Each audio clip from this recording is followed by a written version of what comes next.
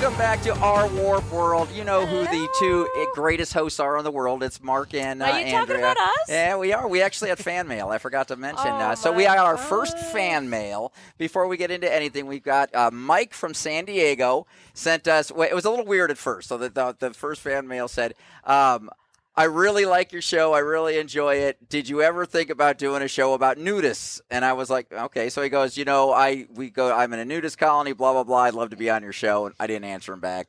So I didn't Then he answer him showed back. you his dick. He did. I got the dick pic with it. I was like, okay, this is good. All right. You mean that's you all got I got to one do? That's all I got to specific do? You kidding me? I'll interview him. Yeah, I figure that's all. I know you. I know that penis anywhere. So, but yeah, so it was a different kind of fun. That's awesome. Time Thank that I you, was talking Mike. about, We so. love you, Mike from Yes, San and Diego. then we got another one from Indiana. Indiana was, what did he say? I enjoy your show very much. More of bunny hopping. Yeah. For you who didn't listen last week, bunny hopping was our. I love that you had asked about the shoes. Yes. That started off. We had to have 2 episodes on that. I know. I listened to both of them. But anyway, she got requests and thank you. And the third request was just enjoy, keep up. So, I don't know. And there was nothing unknown, whatever. So, that was cool. So, anyways, we got 3 fan mail. Oh, and my God. I know. Come on. Listen. I love us. Yeah. We are. We're awesome. We're going places. We're Going humble. places straight Yeah. to the top, baby. So, anyways, any fun stuff going on with you this week? Yeah. My boyfriend PJ is amazing. He painted our dining room, so Whoa. that's awesome. Yeah. All right. Good job. We planned our trip to Maine because my nephew graduates high school, and it's actually pretty awesome. I'm really proud of him. He's been through a lot. So, and then we are going to San Diego with the boys in July. So we just Nice. have a All lot right. of So good you stuff got shit coming up. going on. All right. Yeah. Let's give it over to Charles, everybody. Charles is here today. Charles, how are you? Charles, Hello. Charles, if you don't remember, is our fraud specialist. Came on. Go back, have a listen. We learned everything about fraud that day. It was very interesting. Call him at Fraud, 555 fraud. Call me at fraud. 555 fraud. So we're happy to have you back. It's gonna be fun. Thank you for coming. Hey, thanks. Appreciate it. Thanks. Of course, we have Sam here tonight. Sam. you ruined my entrance, though. I did. I ruined it. But now you're here, I'm and here. you're what? It's not as fun, though. How the hell have you been? What's going on? I'm good. Boring. Same old, same old. No Mexico trips. No nothing to talk about. Next weekend. All right, cool. So that's it. And the reason we are I forgot about Dave. He's that's what his wife always does. It's all right. So, yeah.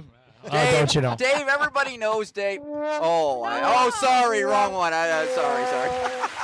Hey, all good here. Hey, we got through Memorial Day weekend. One of Back the it best, up a little bit. one of the best things in Phoenix here is it's pool season now. So we're all jumping in the pools and life is good. You might Let's find me go. floating in your backyard because I don't have a pool. As long as it's not face down. Nope. Okay, that'd be too much paperwork. Even to when I deal die, I'll still. And now- Well, that's why we have Sam sign the reason waiver. we're here, so we got. I can't touch the ground. We have Logan here tonight. Logan, we are going to get into your story into the next segment and everything about your sobriety and all that stuff.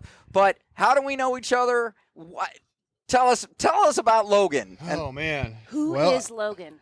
I was born at a very young age. I was born a black sharecropper. That's awesome. No, years ago, I was working at a vitamin manufacturing company, and I met a couple friends there, Tabitha and Russ. Became friends with them, and I think we're out somewhere for maybe it was my birthday or someone's birthday. I don't know. And then Sam showed up, and It was Halloween. was it? Yeah, we were walking with my niece and nephew. Yeah, I was like, And I was like, Logan? And Tab goes, Logan? And I was like, no, that's my Logan. She's like, no, that's my Logan. yeah, Because I know you from poker. yeah. We used to play poker, in the bar poker league or whatever. So I thought that was really strange how that kind of worked out. And then Juan worked at the same company, and then I think they already knew you, and I just kind of like met you one night at a party or something like that, and then, of course, all your really awesome Christmas parties that happen here every year. Not that we've talked about him at all on the air, at all. We've talked about a few of Well, them. I heard you used to have like epic parties. Like, if you would have came to any of the last, I was never invited to any of them. I didn't know you beforehand, but the I Christmas know. My parties. sister wasn't going to invite me. These new ones aren't as epic. No, but they are fun. They are still fun. They're not as epic. You're right, but Well, I remember that one year you had like You had blackjack dealers here, and Yeah. like poker dealers, and Yeah. the taco truck, and the bar truck, and all that. We and still the midget, do that, man. Mrs. For Claus. the city of Gilbert, Well, we're not allowed to that's talk right. about that Did anymore. she play the little?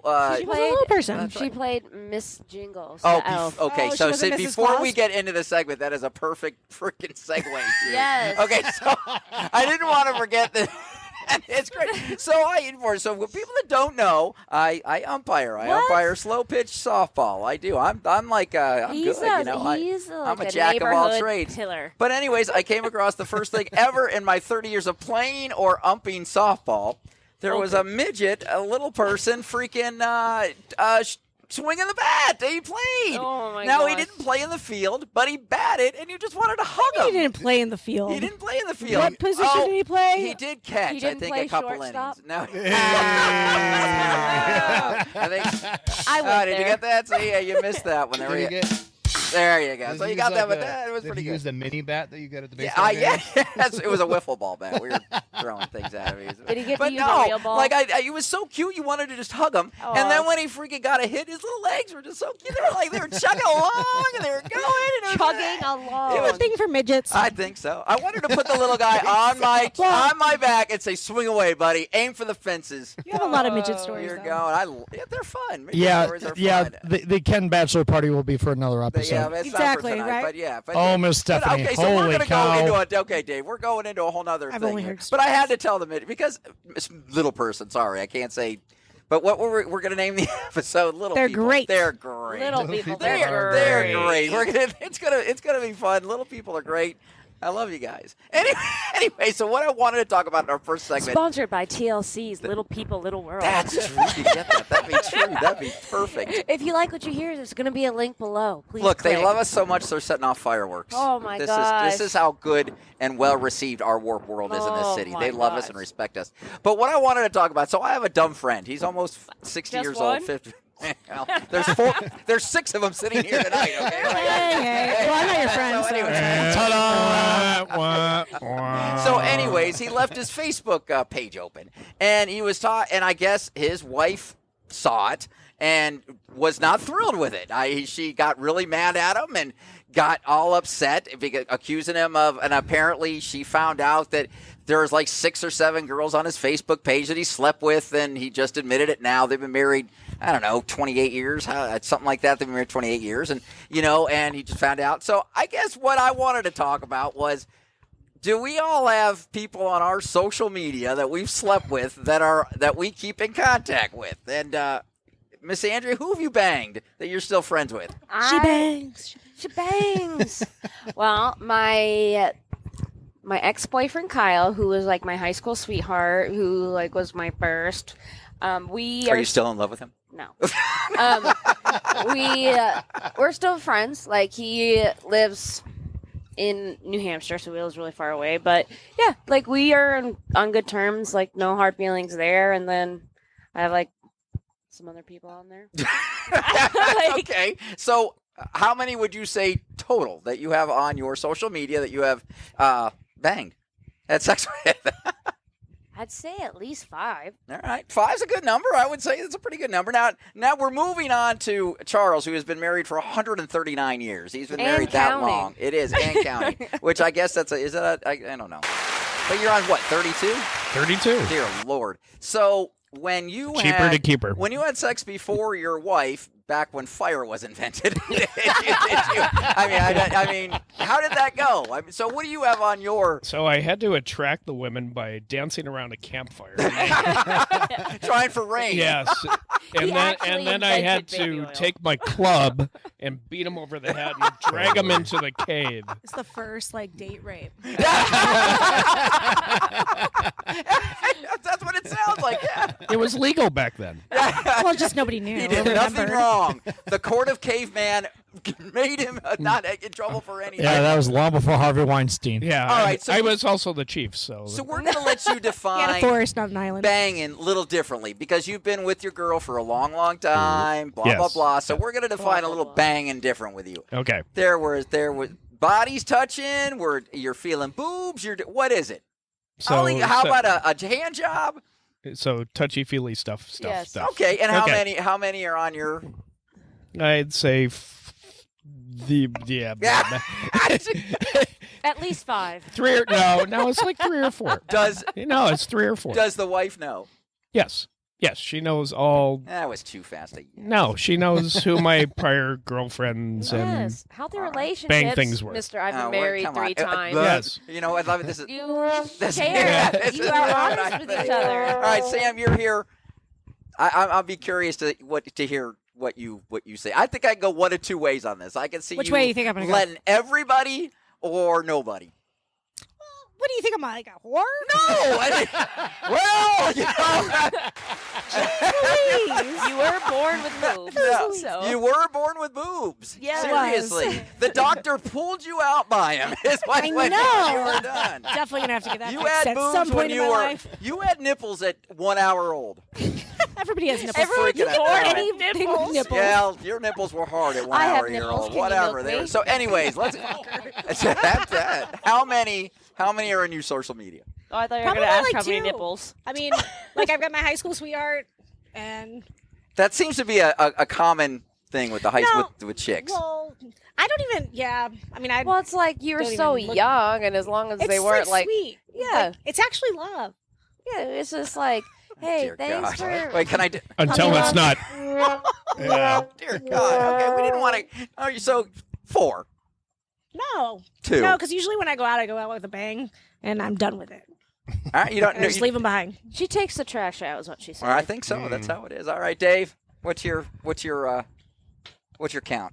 My count, other than my wife. Now you call it carnage. How many? No, I did. I did. We were you talking- called it we were- carnage. We were talking about it earlier, so when we're talking full carnal knowledge, because maybe I came up with this idea. 5 outside of my wife, All right, but 5. all of them, We're consensual. You didn't have to beat over the head. well, the first 2 were. The first 2 were in the Charles Darwin era over there, where I could really get away with a lot more stuff. But all 5 of them were before my wife. So, No, I would hope Well, so. that's good. Hey, what are we supposed to do? Hey, so, way to go! You're She- doing a great job. so I've been with the wife for 14 years, including our marriage. So, if she wants to question me about them, I will tell her about every single one. She probably won't She probably won't listen to this episode anyway. So, Are who they knows? are they going to be quick stories? Oh. Oh, did it? Fired. All right, so now why we're here, Logan. Yep. You don't have social media. You told me before I we do started this not. podcast. So, Do not. are any on your phone? Are any that you still talk to? Any that you? I don't want to say think about because obviously we all think about. You know, I mean, any in the attic right now? I mean, yeah, anything you gotta. Buried in the Uh, backyard. No, none in the attic or the backyard. Yeah. No. And really, the only one that I really still talk to is my son's mom. That's really it. And I don't even talk to her all that much. Our son's grown now, so I usually only hear from her if like I get the phone call and your son did this, you know, and it's usually something Awesome. bad when it's my son. Yeah. I do that to my dad. I go, your wife. You're- I can't say that to I my literally dad. no, hell no. You can't say that. Well, You're yeah. a squatter. So let's say now we're all older here. We're either millennials or Xers or whatever. So, anyways, 10-year ago, Andrea. 10-year ago, Andrea, 21-year-old Andrea, dating somebody, and this is what you find out. You're looking. They had Facebook 10 years ago. I know they didn't. But Oh, you know what I'm saying. yeah. It was MySpace. Yeah, it was MySpace. That's right. I was about all of it. I loved it I all. loved MySpace. MySpace. They need to bring it back. with the They- pick your own background. Yeah, and and the you could do music. songs. Yeah. Anyway, Oh, okay. MySpace, Way give us a better. call. Justin Timberlake, I know you're We're looking for listening. sponsors. Okay. Anyways, 10-year ago, Andy. Okay. 10-year ago, you would not react the same way as you're reacting right that it's okay. I love my boy. I gonna be trust. honest I with want you. 10-year ago youngin. I'm gonna let you know I would because Kyle, my first, he got around before he was with me and a little bit after when he was during with me. Anyway, so Nice. so he was still friends with a lot of them that he went to high school with, the girls that he like slept with because I grew up in a small town, so it's kind of like you had to be okay with it because it was around you. Like it's not like where you go to high schools where you don't even know everybody you go to high school with. You don't even know everyone in your graduating class. That's an interesting point. Did you grow up in a John Cougar Mellencamp song? That's right. I did. They shouldn't even know who John How Cougar big was the Mellencamp town you grew up sorry, in? sorry. 80s. The town I grew up in, I think, has like 2,000 people in it. Are you serious? Yeah, that's crazy. Yeah, I mean Ooh-wee. it's pretty Mine was small. less than 500. Dang. My graduating class was like 1,100, and my school was like 5,200. Ours was 2,200 in my- Peoria. Wow. My school had 800 kids in it, and I knew pretty much everybody. 14 graduated. Although the city I grew up in just hit 219 are 40,000. pregnant. Oh my Well, God. here's the thing: I when mean, it was a nice, was like, 30-minute graduation ceremony. when I was in high school, my senior year, there were 2 freshmen that were pregnant. Oh no, they made them leave our school. They weren't allowed in. Oh no! They actually like. You went to just the Prude disappeared. school. Huh? You went to Prude High. Well, they're from like the suburbs of Chicago, but it's not really. And But they yeah. didn't let him in. What And did it you was do? public To a school. convent? They just were gone all of a sudden. Jeez, we were There was welcomed a- in. There was a daycare at my high school. Yeah, for, same with for mine. Students with babies. And the Yeah. guys that couldn't get dates hung out with them. Really? So They're like, There "She was a puts daycare out." at your high Yeah. school? Yeah. 100%. There was we had a child daycare. care at our high school. Logan, too. I have never We had heard a of child that care, before. but it was home I've ed never heard of class. that. No, ours was a child. It was a child care. It was a full- full-end that, child care. but So did we- ours. There was a building Logan, where was this? in Bakersfield, California. Oh, that makes sense. 80 right. in Peoria. Right. Been there. I Good get old it. Bakersfield. Bakersfield. Yeah, there's a full-on building and like a little playground outside, and like the moms could go to class and they're Chain drop smoke their menthol I mean- cigarettes. And drop their I mean- babies off. drop their Marlboros. I mean, Pick right. up their hooch and go home and get Yeah. their, Well, get their shit. check.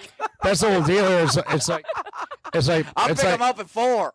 It's like Mark and Charles or Dave are a little bit older here. We were just amazed that we still had smoking lounges when we went to high No, it school. was pretty cool. But I have never heard about a mama's lounge. Yeah. I have not either. We in my town they had a school called the Good Samaritan, and all the pregnant moms You that didn't wanted go. to. I did not go. I don't have any kids. No, that's true. So That you Oh, know that's of. true. that I know of. I say that all the time. I'm always like, if I get pregnant, I'll be like, it's not mine. It's not- But like it was called Good Samaritan, and all the pregnant moms could go there, and they would have free child care, so they could finish their high school diploma. That's good. It was actually Yeah. pretty cool. That And was. then they could stay home after they get deployed and get their checks. No, and they all that actually stuff. they have a lot of really good programs where I'm from to help like single They moms should. and teenage moms Well, you like would hope Yeah. so. go up through. I think it's pretty cool. I just I- bought a T-shirt that says "All sugar, no daddy." Nice. All right. That's pretty good. So I'm good. both. Well, we're. But so younger anybody? That out actually there? sounds like a cocaine reference. I didn't think about that, but that's interesting. What I about- thought about a sugar daddy like money. Holy cow. Holy Obviously, cow! right So now what I would you, can't. younger Sam? Oh, I was a hothead. I literally have slammed my phone on the concrete and it bounced back up in my hand, and I got pissed that I caught it and I threw it back down, and then I duct taped it back together because I was like, he's gonna call me. Like, yeah, I'm And a this- psychopath. Oh my And this God! was Wednesday. I hate you, Anthony! I scared. despise This is you. the Motorola flip phone that everybody had, like back in Oh the day, my the silver God. one. Yeah. Oh, the razor. Is it weird that I'm scared just sitting near No, her? I would be scared too. I Lori's should move her here. back a little Lori's bit. here comforting. She's got that look in her eyes. She always has These that eyes. look. No, those don't. say Charles, that. stay frosty. No, Stay frosty over there. But anybody, Dave, I can't because younger you. What about younger Logan? Because are you even 40? Dude, I'm 46. Dear Lord, you Yeah. look too damn good for 46 I'm years 46. old. Oh, thank you. That's That's very just nice a of bunch you. of horse shit. Because you have hair, or you don't even have Because he's hair. And tall. you're good looking. I got hair. I got all kinds of hair, dude. Fucker, I hate them. This podcast is over. Good night, everybody. It's fine. He's probably not even recording. Shut up. Logan, how tall are you? 6'5". Oh, damn. Me too. Damn. Same. At least it's 10 years busy. ago, Logan. Yeah, 36. I guess. dude. Will you Even let him 36 answer you're the question? Can I talk? Yeah. Can I talk? This podcast is over. Are you recording? Right. So 36-year-old me, but we'll get into this obviously a little later. I was a maniac because I drank quite a bit, and especially like those last probably 8 or 10 years, man, like pretty much stayed. I probably pretty much stayed intoxicated as much as I possibly could.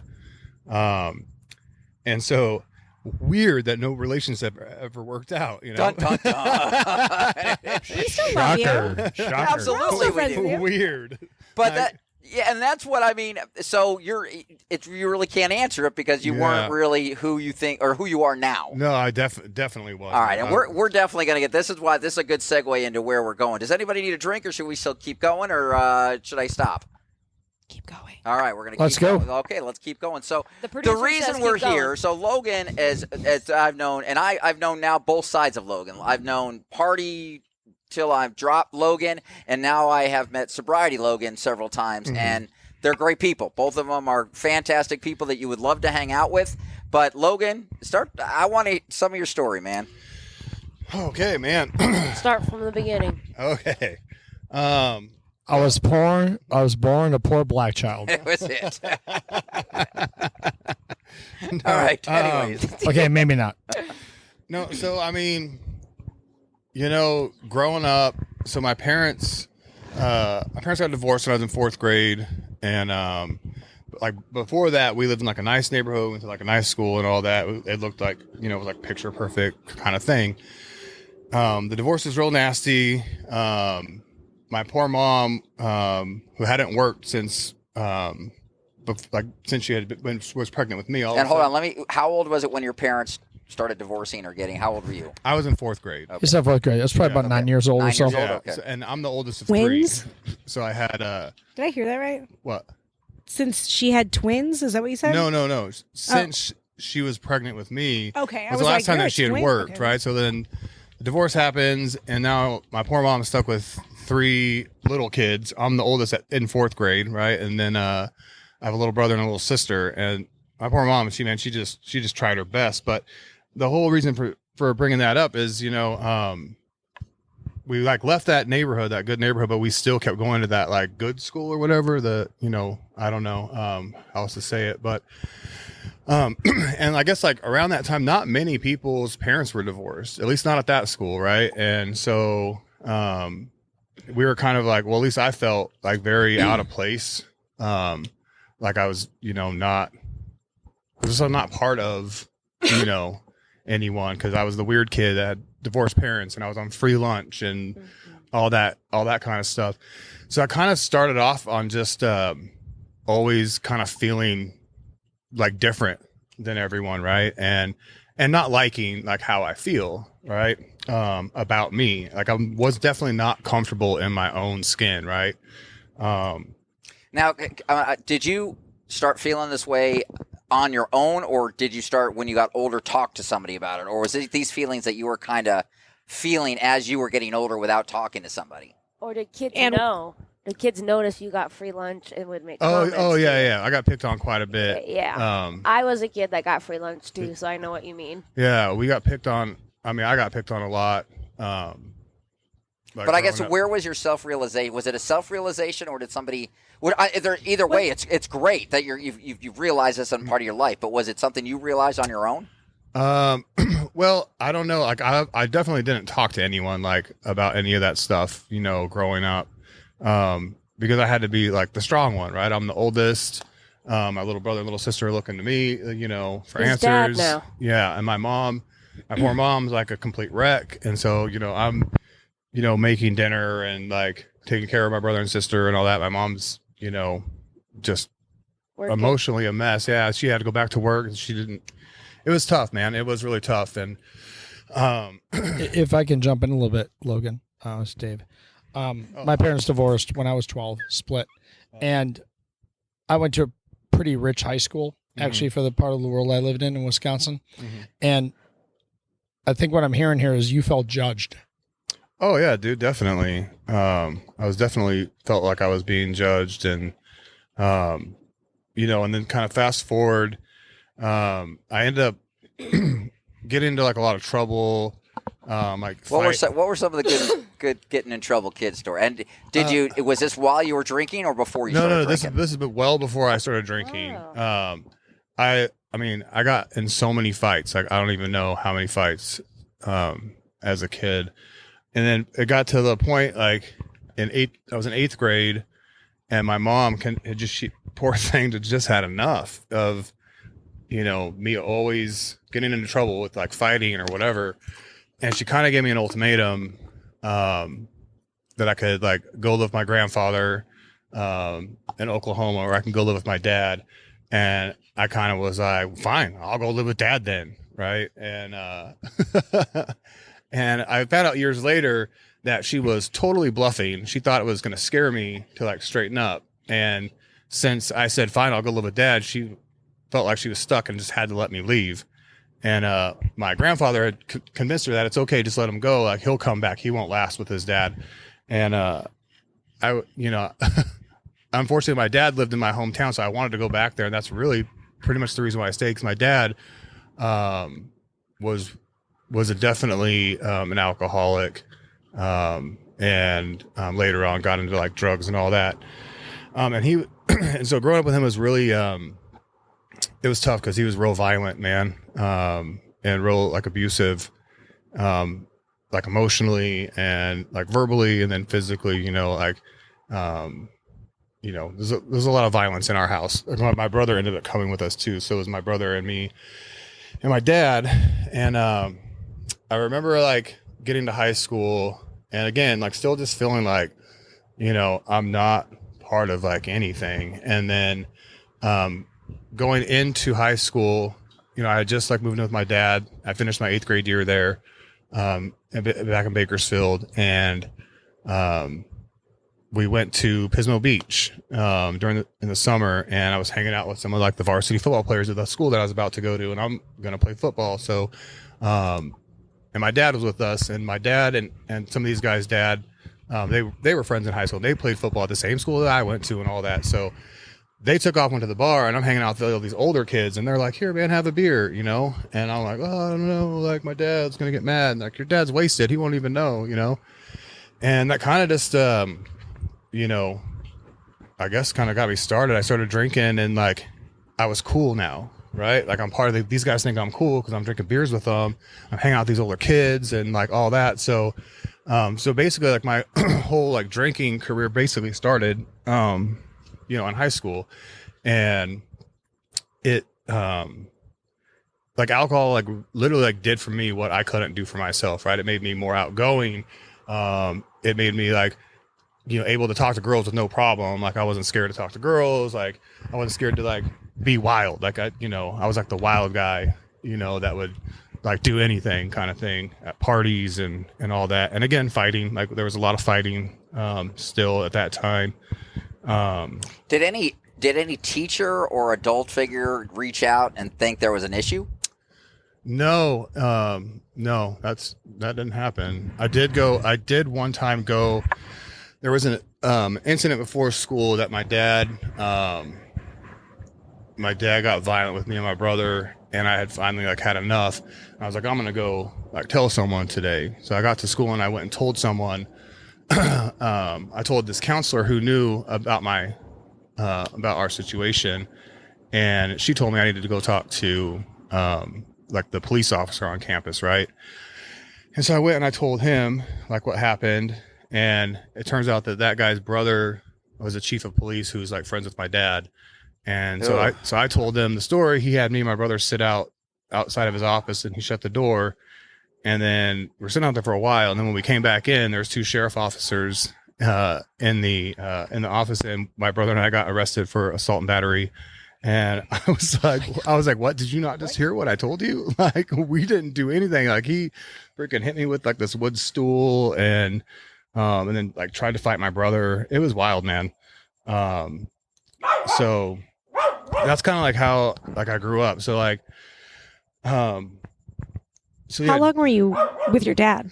Until I was 16, and then he kicked us out, my brother and I. So 2.5, 3 years. Yeah.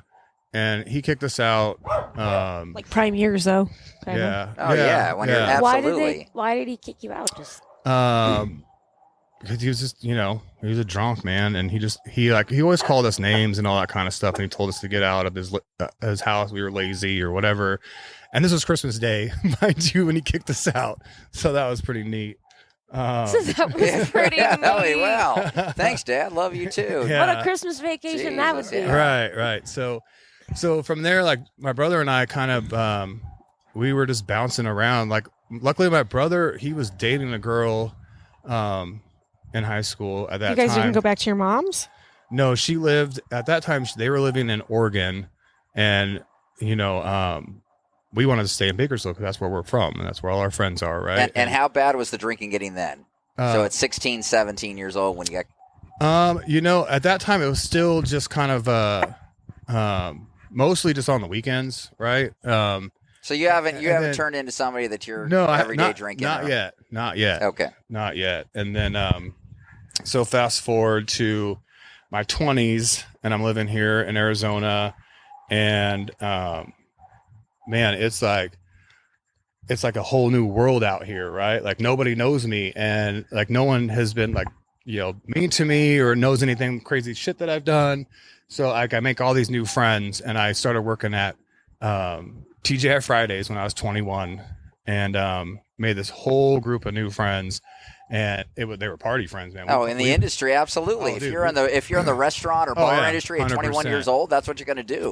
Yeah. So we just partied all the time. I mean, literally every night, Monday through Sunday, there was a party somewhere at someone's house or someone's apartment, and I was living in this apartment with 8 people. It was a 2-bedroom apartment, and 8 of us lived there. Dang. Please tell me you had bunk beds. No, we were just like a fucking flop house. It was crazy. And what's funny is, of the 8 people, 7 of us worked at Fridays.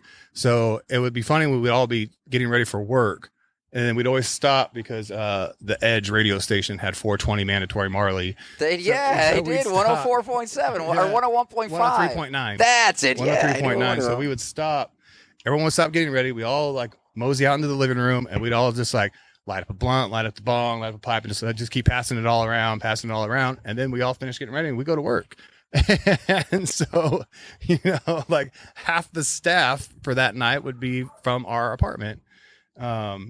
Was that your first exposure to marijuana, or no, you get into it? I got in high school. Yeah. I got into that in high school too. Yeah. So to me, that's just a 21-year-old story. So that's what you do in your 20s, and So when did you start realizing, hey, how old were you when you started doing different?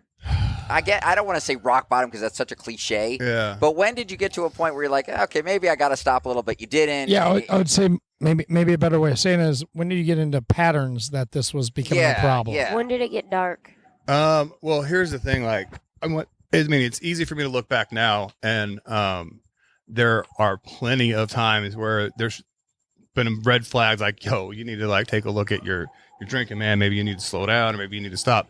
But the thing is, I never considered that, not even one time. Like, because I've had multiple DUIs. How many is multiple? 3. Okay. I got 3 DUIs. I was 86. Like, so it's like towards the end of my drinking. I got 86 from pretty much every bar that I ever hung out at.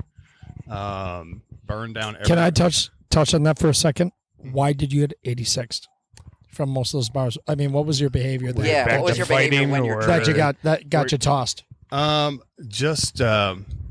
I was in such a bad way. Obnoxious, mean. All of that, dude. Like, I mean, you're a big guy. Were you like bullying people, or what was going on? Not really like bullying people. Because I mean, I've known you long enough. I've Not never as much seen as that. some of the rest I of you. was just going to say the same thing. I haven't seen you ever do that, but yeah. so I'm just curious. Yeah, because when there were certain times when I knew I had to like kind of put on a front, right, and put on like a face. Like when I came over here for your Christmas parties, I knew that like, I can't get wild over here. I gotta just like I hang out and like I drank a bunch over here, but like I always knew like when I started getting to that point and I wanted to like start drinking how I really want to drink, I have to leave here because you can't. You respect him. Yeah, I can't. Well, not only I don't know if it was respect because I was 100% selfish, that I just was ashamed. and didn't want people to know like how I really drink. Well, you had know? some kind of relationship with him Yeah. that you Well, wanted yeah. to protect him from seeing you like that. Yeah, I guess that's true. Yeah, I'm sorry, not trying to redirect in a way, but what was the patterns that you noticed about Yeah, did yourself? you see that I got up, I drank. that you're like, whoa, I drank whoa, at whoa. 7:30 in the morning, and then I went to work. And Oh, were you drinking at work? Were you doing? Well, so no, I didn't necessarily drink at work, but I definitely thought about it all the time. Like if I wasn't drinking, I was thinking about it, and I was planning on how I was gonna do it. And like the last job that I had before I got sober, I'd been there like 4 years, and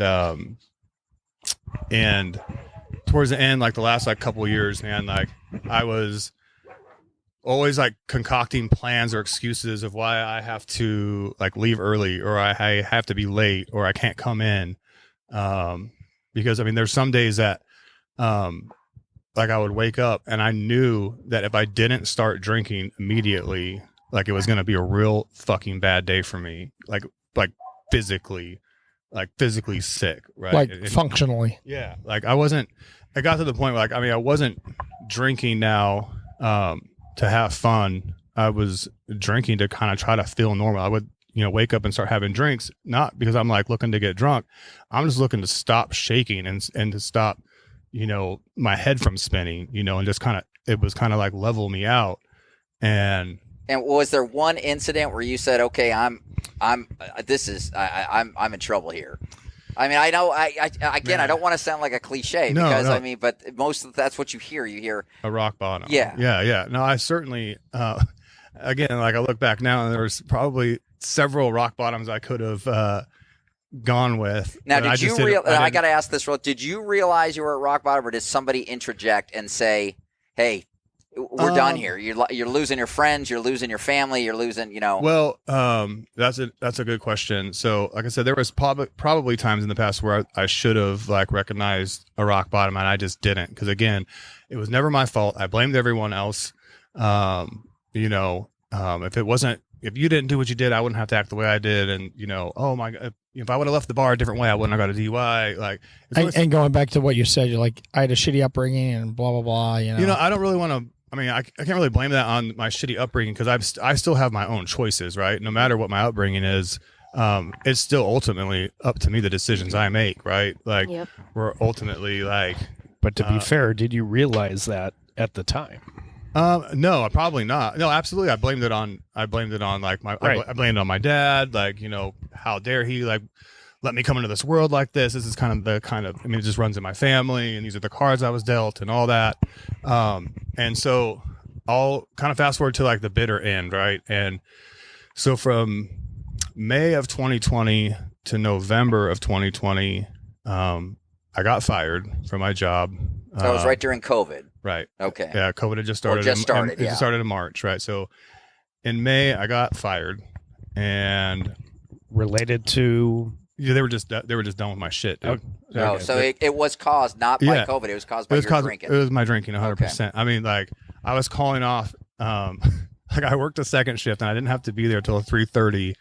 And I remember calling my boss one time at 10 in the morning because it was one of those days where I knew like I have to drink right now. Like I have to start drinking because I'm not going to make it. Like, because you feel like you're fucking dying inside. Like it feels like you're going to literally die if you don't. Like the only cure I knew to make me feel better is I have to start drinking. Right? That's a physical thing, not so much a mental thing at that point. No, I agree with that. It's your way more shaking physical, and right. it's like withdrawal basically. 100% withdrawal. Yeah. And I remember calling my boss at 10 in the morning one time, and I said, man, I just woke up and I'm still drunk from yesterday, and I don't know where my car is. And he's like, dude, you don't have to be till 3:30. It's 10 in the morning. You can't find your car. And I was like, I don't know, man. I don't know where my car is. I don't know. I'm drunk still.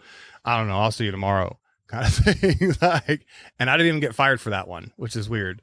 But yeah, they were just done with my excuses, So it was May of 2020. I got fired. And then between May of 2020 to November of 2020, I got fired. 3 of my friends killed themselves in alcoholism, and my dad died of alcoholism, all just back to back to back to back to back. And I'm assuming it got way worse. 100%. Okay. I went off the deep end, and when I got fired from my job, I got a severance. So I thought, hooray, like I don't have to have a job anymore. And so I didn't. So I just went out and just like partied, right? I'm afraid this sounds a little bit like the movie Leaving Las Vegas in a bit. Yeah, not that depressing, but Well, Did you fill a shopping cart? minus the hooker. Okay. yeah, I didn't have any hookers or midgets. Little people are great. Hey, Little what's people wrong are with the great. midgets? So you're back. You're now what you're in the depth of the misery is what I'm kind of sensing now. Yeah, keep going. This is Okay, quick question. Yeah. At that point in time when you were deep in it, what was your poison Well, and how much? so any alcohol of any kind. Like I really liked whiskey, and it's funny because, I went through phases of like trying to control my drinking because I think deep down, I always knew that I probably have a problem, but I just didn't want to admit that, right? And I didn't want anyone else to know that, So I would try to control because especially after like something big happened. If something big happened that people were real pissed off at me about, then I'd have to really take it easy for a little bit. Like I'd take it easy, and get everyone back and get back in everyone's good Like put graces. yourself in a timeout. Yeah, kind of adult timeout. Like I never stopped Pump the drinking. brakes. Yeah, I never stopped drinking, but I did try to really try to control it. So like I would switch. I'll be like, well, it's shots. Shots are the thing that gets me in trouble. So I'll just drink beer only. I'll just drink beer, and then I got to drink a whole bunch of it, right, to get the effect that I need. And so that wasn't working. And I thought, okay, well.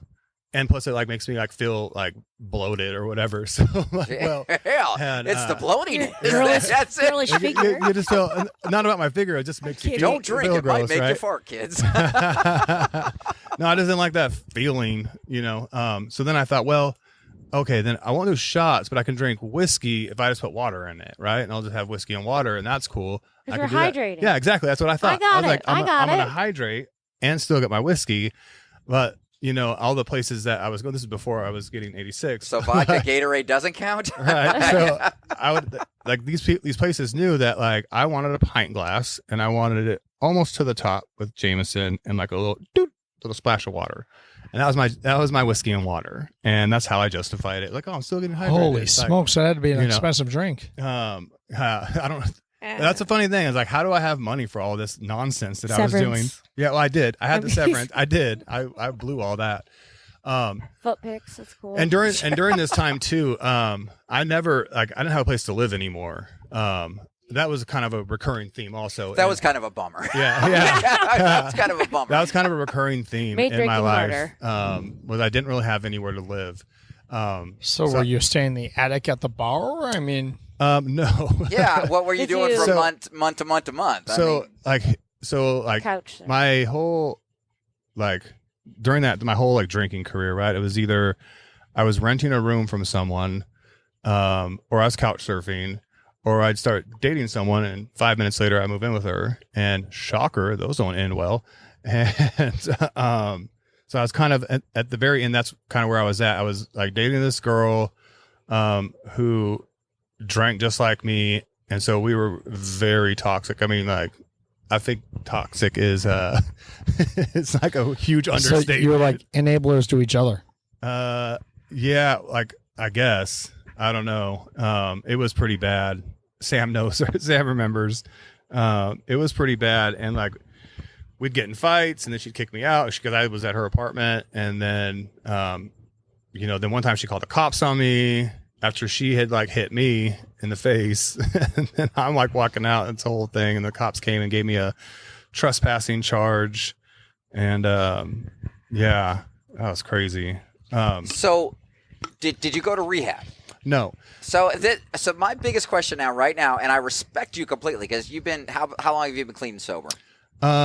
Actually, on this coming Tuesday will be 4 years. I'm so That's proud great. of you. That's Awesome. awesome. 4 years. You're the That's class. fantastic. Yeah, that's a big time. That's awesome. And- So I always wanted to ask this question. So you obviously, without a lot of help, have the willpower to stop. No, Okay. no. No, but what No, there made was- you just there's- cut back? I'm wondering where. Okay. Yeah. Why? I thought you went to rehab. No, I'm getting to that. Yeah, So So all that debauchery was happening, and now we're in 2022. That girl that I was talking about, we finally got another huge fight. This time, I left and I didn't have anywhere to go, and I called this guy that used to be a regular at the bar that I used to work at, and asked him for help, and he like said, I can't bring you to my. I was hammered, by the way. I called him. I was hammered, and I was like, dude, I got to get off the street. Like, can you like put me at your house? And he's like, dude, I can't bring you to my house. But he's like, you can sleep on the floor at my office. So he took me to like his freaking place of employment, and I slept on the ground in his office. And the next morning, I got up and I just drove to my mom's house. She just lives just south of Tucson. And I kind of hid out there. And this was like the end of April 21. And I was there until my son was graduating high school in May of 21. And he went to school in Aztec, New Mexico. And so my mom, my stepdad, my brother, and I all flew out there for his graduation. And like that whole week, I don't really remember being there. I was hammered the entire time. Yeah, I vaguely remember being there. And when I got back, I had asked this lady, Miss Pam, rest in peace, Miss Pam. She was 75 years old. She had this little trailer in Mesa, and I knew her from like the karaoke scene because I like to sing. And Miss Pam was real cool. And I said, hey, is it okay if I crash at your house until I get things figured out? And she said, sure, as long as you have to help me around the house. I was like, whatever. Like, I just needed somewhere to go. Right. I knew I didn't want to go back to my mom's house because I can't really drink the way I want to drink there. So I went to Miss Pam's. At this time, like I said, I've been 86 from everywhere except for like one place. And the last day that I drank was June 2nd, 2021. And I woke up in the morning at Miss Pam's, and she had a shit ton of liquor at her house. So I just immediately started drinking. And so I was drinking all day and, doing other things. And then when like later in the evening, she got all dolled up and she wanted to go sing karaoke, and we're going to go to this place and this place and this place. And I said, okay, that's cool. So I went with her. She got us an Uber because she knew I couldn't drive because I'd been drinking all day. So the first two places that we went, I didn't really frequent, so I was okay to be there. And again, still drinking the entire time. And I probably started drinking that day at probably about, 8 in the morning. And by the time I get to the third place, it's probably 10 o'clock at night. And then I've been going to this place for a long time. And it's kind of a like a rougher kind of crowd in there. And I've been going there for a long time, and I've become friendly with like the owners and the people that work there, and like the regulars and all that kind of stuff. And the owners are a couple. They're a married couple. And so Steve pulls me aside that night, and Steve is like a big biker dude, like all kind of like looks like jailhouse tattoos up and down his arms. He's always got a 45 on his hip, big old goatee and all that. And I've seen him kick people out of that bar before, and he's not real friendly about it. And but Steve's always been kind of nice to me, which I thought was weird. But anyways, he pulls me aside and he says, man, you need to stay away from here for a while, man. And I thought, well, like, what do you mean? He's like, dude, you're scaring people in here. He's like, we're not mad at you. You're not 86, but you're just in a really dark place, man. And, you're in here scaring people. And I was like, well, I don't understand what you mean. Cause in my head, I'm thinking like, I've been in here like when there's Hell's Angels in here, how the hell am I scaring anyone? Like, yeah. I don't feel like I'm very scary at all. Sure. And he starts to tell me like, hey, like you told my wife last week that you're going to kill yourself with your car. And she had just lost some family members to a drunk driver. And he's like, you punched that guy out last week. And he's telling me these things. And like, I don't remember those things at all. I don't remember saying those things. I don't remember doing those things. And so I'm just listening to him, and he says, man, don't go anywhere else tonight, man. Just go home. and obviously I don't have a home. So I ended up just, I asked someone that was there, asked them just to take me back to Miss Pam's house. So they did. And there was still a little bit of the bottle that I'd opened that morning still left. So I sat out there and I just freaking, and I just finished out that bottle, and I just thought to myself, like, what now? Like, now I can't even go there. Like, I have no more friends to speak of. Like, nobody wants to hang out with me. I have no job. I have no money. I'm just lost, man. I'm lost. And, and I'm angry, and I'm embarrassed, and I'm ashamed. And I feel super guilty, and I just feel like literally the worst person on the planet. And I remember thinking to myself, if I could just go to sleep and not wake up, wouldn't that be great? Because then I don't have to do this anymore, because this is like real hard. And I'm just tired. I'm just tired. And anyway, spoiler alert, I woke up the next morning. You ruined the movie. Oh, man, I was just going to Netflix. I was just there. Yeah, so I woke up the next morning. Logan story. That was the one I was going to rent. Did you open your eyes and say, "Oh, damn it"? Yeah, I mean, how did? No, it was pretty surreal how this next part like unfolds. So, I don't know why, but I just decided to look up Alcoholics Anonymous online. And before I say anything else, I just wanted to just make it clear to the listeners that anything that I say is my own opinion and not the opinion of Alcoholics Anonymous. So, Mom, you keep out of this, okay? No, actually, I get that, because some of the opinions of AA is like really flies in the face of other people's beliefs. Yeah, the whole religion thing and everything. So, well, the whole thing about I get what you're saying. Well, the whole thing about Alcoholics Anonymous is anonymity, right? So I just want to make it real clear that what I say is my own experience and my own opinions, and not that of Alcoholics Anonymous. So anyways, I woke up and I decided I'm just going to call. Right, I looked it up. I didn't call. And I saw it's called the East Valley Intergroup office. It's at Gilbert and Southern. And so I drove there. I had a car still somehow. Like, I don't know how I still had my car, but I did. Did you have a license, though? No, I did not have Hey, a good. car. That deserves an applause. Hey, you still had a car. That's good. Let's give We got credit. you. Let's give Found it. credit. He knew where it was. I didn't have.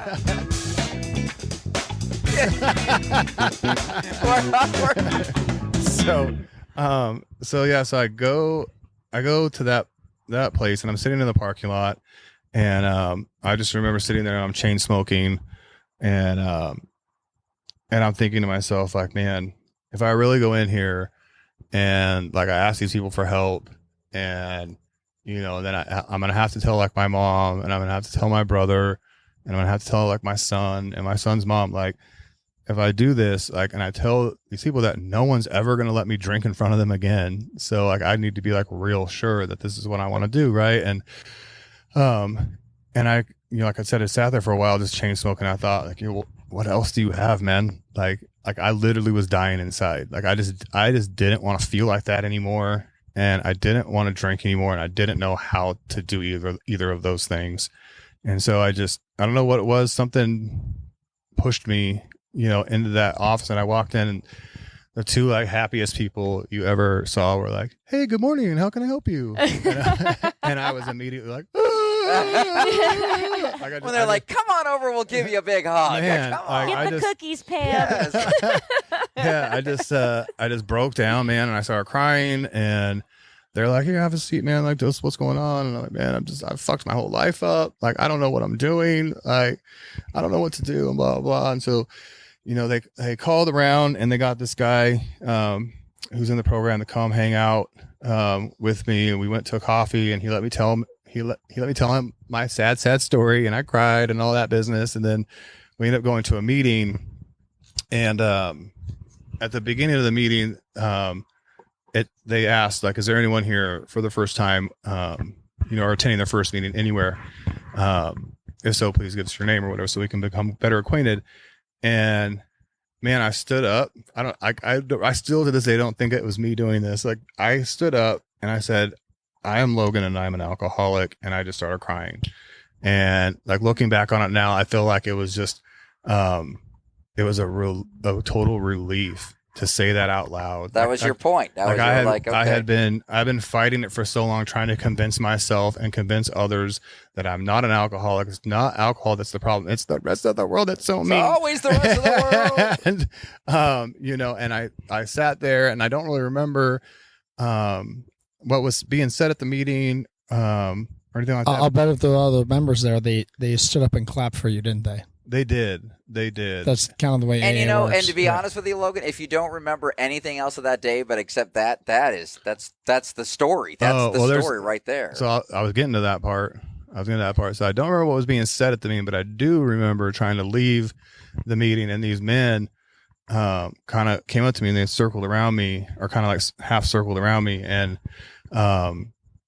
they, we're like, I don't know these men. They don't know me. I've been sitting there for fucking an hour crying in the back. You know what I mean? Not like loudly or anything, Right. but clearly. No, sure. Like, and I'm shaking real bad because I hadn't eaten in like weeks, because I don't eat when I drink. Not because I felt like it was going to ruin my buzz, but like, I don't have much money. Like, I'm not going to waste it on food. And, my money's going to booze and drugs. That's what my money went to. Anyway, so these guys come up to me and they say, "Hey man, what's going on?" And I said, "Man, I'm tired. I'm tired of being angry all the time. I'm tired of being in pain all the time. I'm tired of hurting people. I'm tired of hurting myself. I'm just fucking tired, man." And they told me, "Dude, you don't have to feel this way ever again if you don't want to. There is a solution and we can help you." And I don't know, whatever it was, man, like I was so desperate for literally anything other than what I was doing that I just believed them. And again, I was real shaky, and this man grabs hold of my hand and he says, "Man, you need to go to an emergency room or a detox center because you can die from detoxing from alcohol." And I was like, "Well, I don't know, man. Like, maybe I just like need meetings or whatever." And he's like, "Dude, your thinking sucks." Hey, you were in the building though. Yeah. He's like, "Your thinking got you in here." And I was like, "Oh man," and then of course I had more excuses, because that was how I rolled back then. I was like, "Well, I don't have a job, dude. I don't have money. I don't have insurance. I don't have anything." And he told me, if you go to an emergency room and you tell them that you're an alcoholic and you're detoxing, they can't turn you away. They're right, yeah. And I was like, "Oh, okay." And so I leave there and I'm like, dude, this is just going in my head. And I'm terrified because I feel like if I go to an emergency room or I go to a detox center and tell them these things, they're going to look at me immediately and be like, "That's a crazy person. We're going to lock him up and throw away the key." Because like, this guy's a danger to society. Because I really thought I was just like the worst person on the whole planet. So I got back to Miss Pam's that day and I ended up calling my mom. God bless her. She's a freaking saint. And I call my mom and I say, "Mom, I think I have a problem." And she said, "What's that, honey?" And I said, "I think I have a drinking problem." And she said, "Yeah, I know, honey." And again, I started crying, and I told her what I had done, and I went to this meeting, and they said I should go to detox and all that, and she was like, "I'm so proud of you. I'm so proud of this. Is a big step. You came to this all on your own. Like, it is. Like, It's a huge. It is. Well, I was just like, and I'm like sitting there like, "How could you be proud of me? Like, I let you down." She's your blah, mom. blah. Yeah, my mom is a freaking saint. And shout out, Mom. And so I did. I went into the emergency room just like that guy told me to do.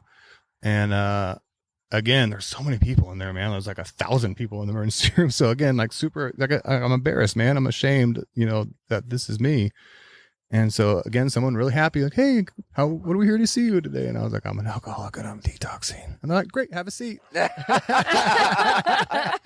number A38. Yeah, totally. So, but I remember sitting there, man, I'm like crawling out of my skin at this point. Cause at this point it's like 2:30 in the afternoon and I have not had a drop and, or a drug. And what was the drug of choice? I got to ask.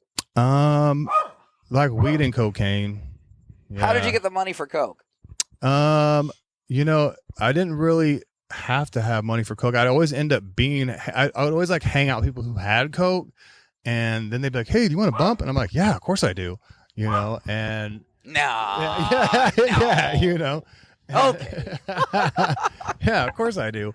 And Yeah, so I'm like crawling out of my skin sitting there, and that guy from the AA office, he's still with me. Like he's still sitting with it. That dude is a soldier, man. Do you still talk to him today? I call him every year on my sober birthday. That's awesome. So I'll be calling him on Tuesday. Yay! Yeah, I'll be calling him on Tuesday. Shout out Jose A. We should call him on the air. And to tell him that, man, you didn't waste your time with me. Like, thank you for helping me. You would make his night, dude. Yeah. You know how proud he would be. I call him every year on my birthday. Man. I call him every year. That's awesome, man. Good And, for How you. did we plan this right around your anniversary? No, That's so I know, weird, it's right? Perfect. So that's pretty weird. So no more. Let's start going to the good parts of the story. Yeah. This last 4 years, dude. Tell us where Logan is now, and what you're. Wait, no, Oh, okay, I hold want to know. So you're sitting there out of your skin. Yeah. Jose A is with you. Yeah. Where'd they take you after that? Oh, well, they're gonna. So they brought me back. They finally brought me back into a room, and I found this out after I'd been in detox for a few days. Because like the first few days in detox, I pretty much just slept. I slept, and I remember them coming to check on me and being like, "Logan, we need to take your blood." And I would just like throw my arm over the bed and be like, you could have literally done anything to me at that point.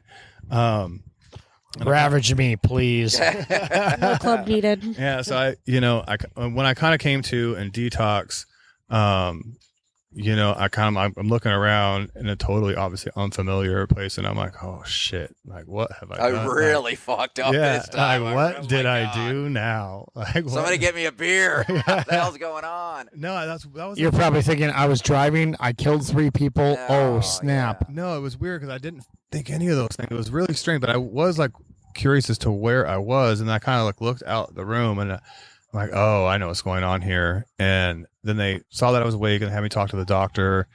And you know what was really weird is I had this like overwhelming feeling, like I couldn't deny it. It was just like on me, was that if I go back to those people, I think I'm going to be okay. Meaning the people at the meeting, right? Like if I just go back to those people, I think I'm going to be okay. And so that's it. Like that, I made my decision. I was like, I have to get out of here. I have to get back to those people. And I told the doctor, like, I need to go. He's like, "Oh, take it easy, man. Like, we're going to keep you for a few more days because you were in real bad shape."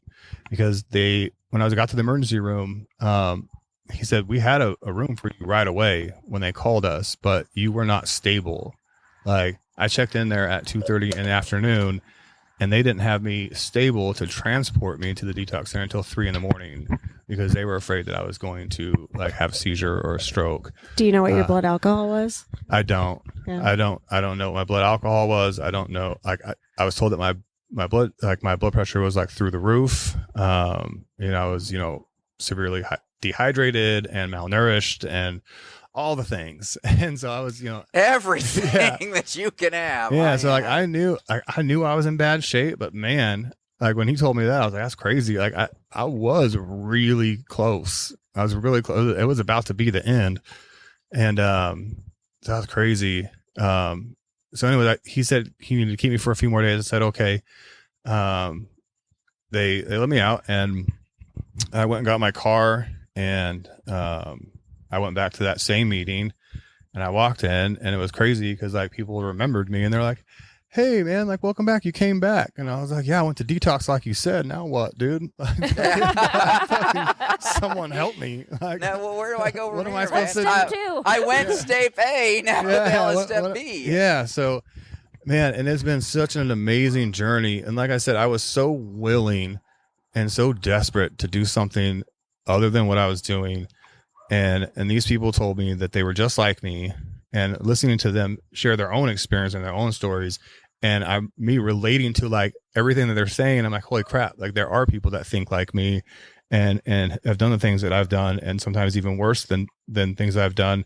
And these people are leading like amazing lives, and they're happy, and the thought of drinking doesn't cross their mind anymore. And so I wanted that, and so whatever you guys did, I'll do that too. Like they're promising me that if I do what they did, then I will also, be able to experience this type of life. And so I was all in. Was that the first time you kind of felt a male role model too? with these gentlemen, or somebody you can look up to that had stories that could help you get to where you wanted to be? Dude, or? Like a positive, yeah. Dude, that's an interesting question. I guess I never thought about it like that, but I guess you're probably right, man, because I did look up to these men. Because you never had it as a kid. Yeah, I never really did. And like, so yeah, these men that have gone through the same shit that I've gone through, and I'm looking at them and they're telling me their stories, and they're, 28 years sober and they're 30 years sober, and all this, like, giving me hope, like this is possible. Like, these guys have done the same things that I've done, sometimes even worse, and look at them. Like, they have these amazing lives. They're happy, they're healthy, they have amazing lives. And That's so, like, awesome. Yeah, that's that. What did you think when you first walked into that meeting and said, "Hi, I'm Logan, an alcoholic," that you'd be living the life you're living now? No, not even close. And I want to hear what your life is living now. This is where I want to go now. The happy time. Now, yeah, happy times. Now we're Yeah. talking about happy happy times. Yeah. So yeah, man. Like, that whole first year of sobriety was amazing, right? Because, Are you like running outside going, the air smells better, the flowers literally are better, everything was better. Everything seemed better. Like, things were, sunsets were beautiful. Like, trees were beautiful. Like, the sky was beautiful. Like, food is delicious. You're just going through a realization that and you like, hadn't seen in a long time. And it was a really, like, I think it was a really, like, huge, like, year of growth for me, of becoming, like, of learning like who I even am. Like, I don't even know what I even like anymore. Like, I've been so, diluted with alcohol and drugs for the past 21 years that, like, well, what do I even like, And I remember, like, I was pretty early. I think I was like maybe a month or two sober, and I woke up and it was like 4:30 in the morning and I was full of energy, and I was like, I felt great, and I was like, okay, well, I guess I'm getting the day started. So I freaking went to a 6 o'clock meeting, 6 o'clock in the morning meeting. I went to the grocery store. I did all my laundry. I cleaned my room. I did all this stuff. And then You're like, I haven't done this in a month. Yeah, This is great. or ever. I just bought new underwear. That's all I did. So I get all this stuff accomplished, man. And I get back to the house and it's like 10 a.m. and I was like, sick. Now what do I do? Like, I don't have. I've got 18 more. Yeah. Video games. Yeah. I had all this newfound energy and this zest for living. And, man. And so, like I said, I keep going to meetings and I keep trying to just do the next right thing. How often do you go to meetings now? A week or a month or yearly, I guess? Well, I usually try to go to like at least 3 a week. Wow. Yeah, Okay. at Wow. least- Literally texted him the other night. I'm like, you're probably in a meeting. Call me when you get out because I forgot to call you back. And And I was in a meeting.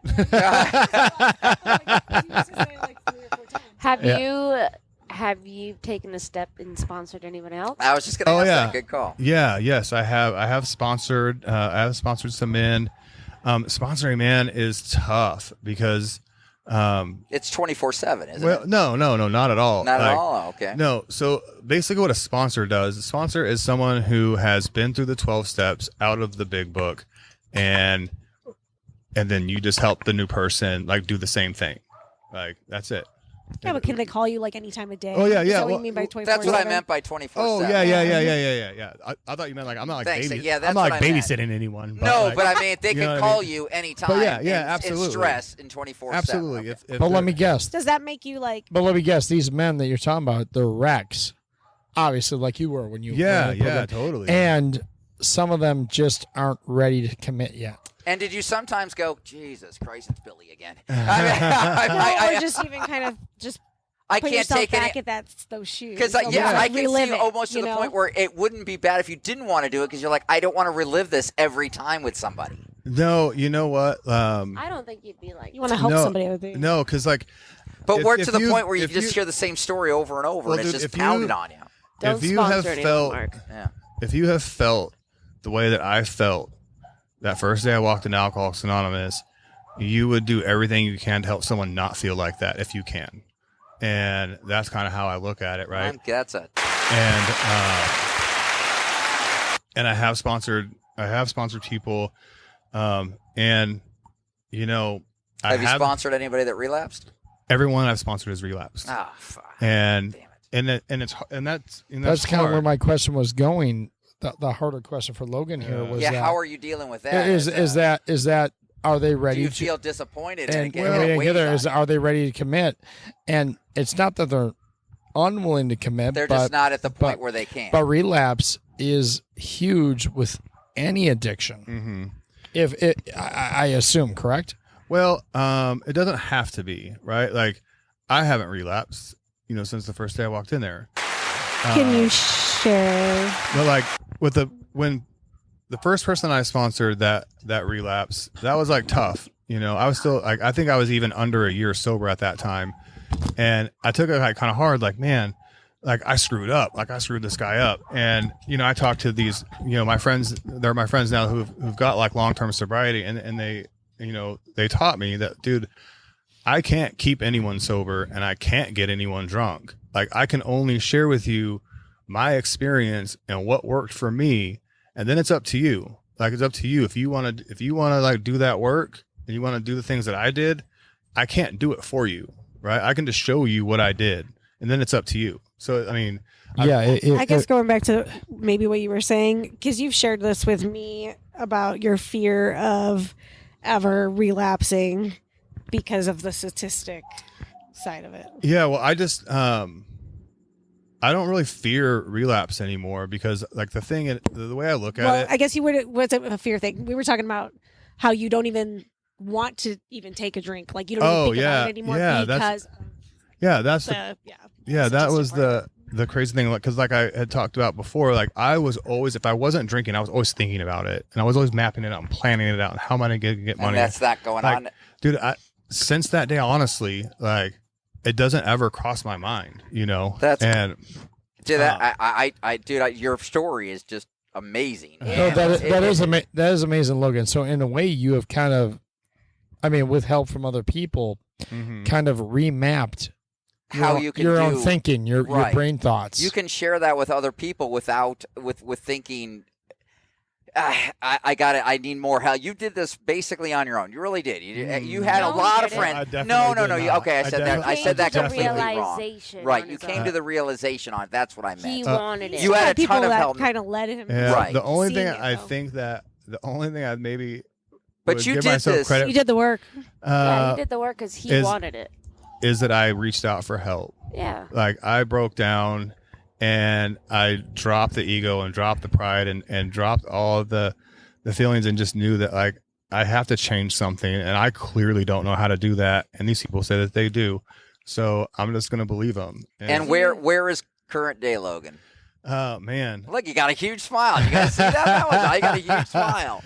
Yeah, man, it is absolutely mind-blowing to me sometimes that this is how I live. It's really crazy. You have a place to live? Dude, I bought a house. Last year. That's awesome, man. Like, until I got sober, I never even had my own place to live. Like I said, I was either couch surfing or renting a room from someone, or, a 5-minute relationship with a girl, and I live with her now. That's the best relationship, by the way.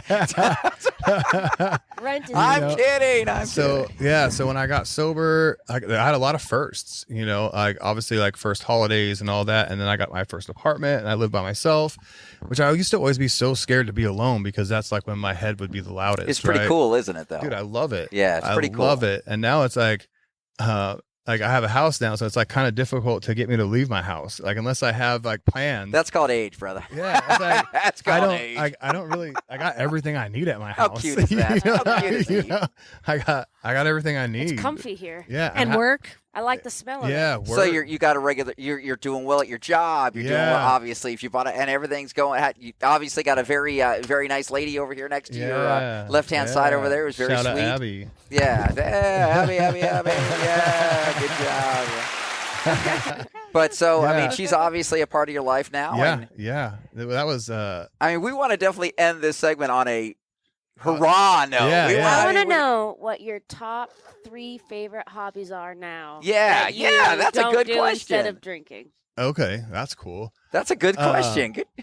So, like I mentioned briefly before, is I do love to sing. So I still sing. Awesome.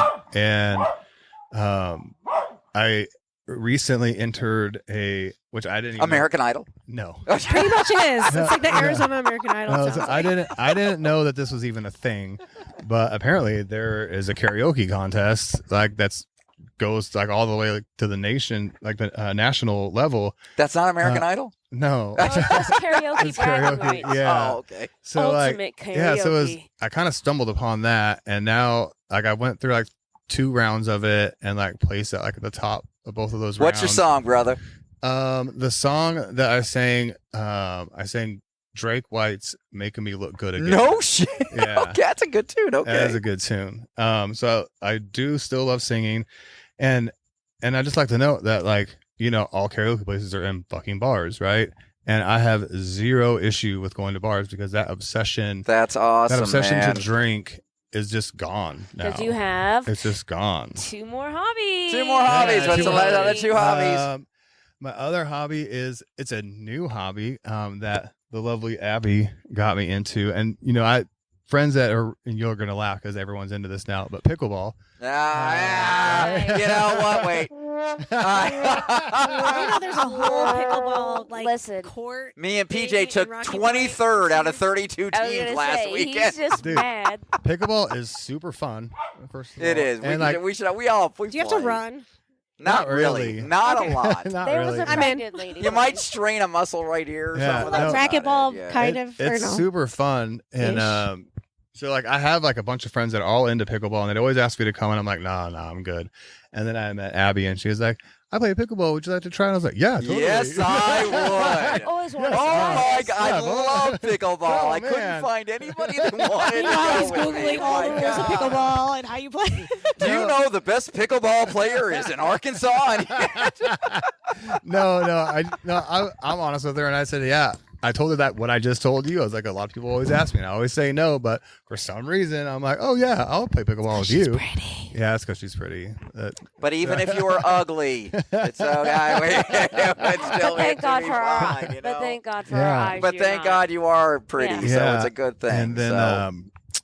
like the third thing, man, is just this is gonna sound like maybe cliche, but it's just trying to keep doing all the things that I've done from the beginning to keep living the life that I live. I right? knew we were going to end on a, Right. on a yeah. Yeah. That's You know what I'm really saying? that's Like- great. I knew I figured you would say something like that, Yeah. man. And that's, dude, it's just amazing. That was, dude. This is one of the longest interviews we've had, and I think everybody here has agreed that it was well worth it. I mean, you're bearing your soul to people, and I think that's Yeah. important that people got to hear that. Well, I appreciate you Yeah. asking me to come on. And it was funny when Sam had texted me and mentioned it to me. It was meant to be. Yeah, and she said, like, only I if don't know you're how you feel about okay. it, yeah. She's like, only if you're okay with discussing it. And I was like, I Listen, don't know how we much time bumped you guys Bobo got. the Magic Monkey. We bumped Well, I Bobo. mean, we bumped him Yeah, for I mean, you. this is probably the most I've ever heard about. I've just gotten snippets. You Yeah. know? Okay, so you're gonna stick around, right? Because Yeah, totally. we got a game that we're gonna play, but I don't Yeah. need the game. I gotta bring everybody up because that was such an intense story. I don't know what to say, but Logan, I don't. That was. What you just said tonight is amazing. How you Thank you, bared man. everything, and I think that moved probably our 7 listeners. San Diego Mike. San Diego Mike, if Nice. you're listening, Hey, shout out to shout you, brother. You Next know? one, nudity. Send Nudity. It You call me. We'll do that. in. But We will host you on the air. we're gonna be right back. And Logan, thank you. We're gonna be right yeah, back, thanks guys. for having me, man.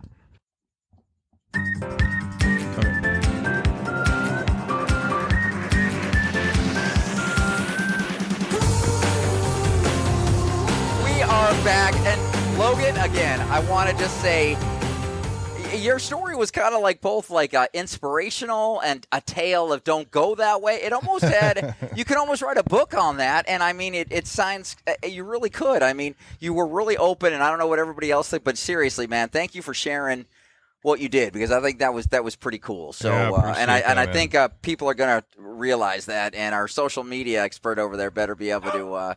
Where's gonna be all over. Where is my $8 that I'm paying you going? Hey, can I you don't- please like update the bio that still says that Andy's not on the show? Yeah, I don't want to do that yet. Just in case. Because I wrote a pretty good bio on all the other stuff. You could just copy me. Okay, so I wanted to stay along, and maybe this is going to show how low where I set the bar and all that stuff. But I We wanted, already since know. we were talking about being going through rehab stuff like that. I have detailed a list of people that have gone to rehab or have not gone to rehab.